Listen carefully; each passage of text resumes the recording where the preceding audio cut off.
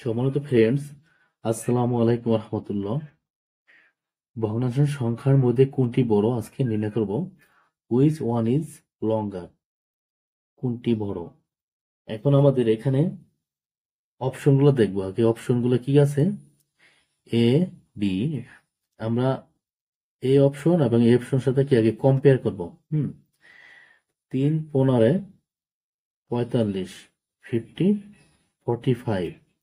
এখানে আছে 4, এখানে আছে 11, 4 44, 44। আমাদের এখানে লঙ্গার মানে বড় সংখ্যাটি নির্ণয় করতে বলছে। তো এখানে এই দুইটার ভিতরে বড় আছে এ এবং ছোট হচ্ছে কি বি, তাহলে এটা বাদ। এখন আমরা সি আর ডি এই দুইটার সাথে কম্পেয়ার করব।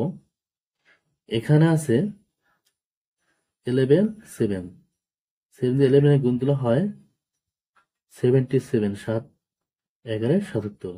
এখানে যদি আমরা 10 দ্বারা 9 কে যদি গুণ করি তাহলে এখানে 90। এখন এটা বড়, এটা ছোট, তো ছোটটাকে বাদ। এখন আমরা কি করব, এই দুটার সাথে এই দুটা কম্পেয়ার করব। তো এখানে আছে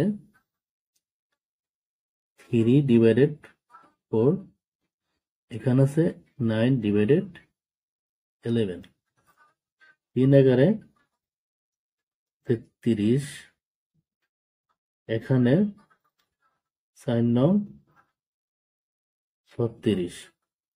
তো এখানে এটা ছোট, এটা বড়। আমাদের এখানে বড় সংখ্যাটি নির্ণয় করতে বলছে।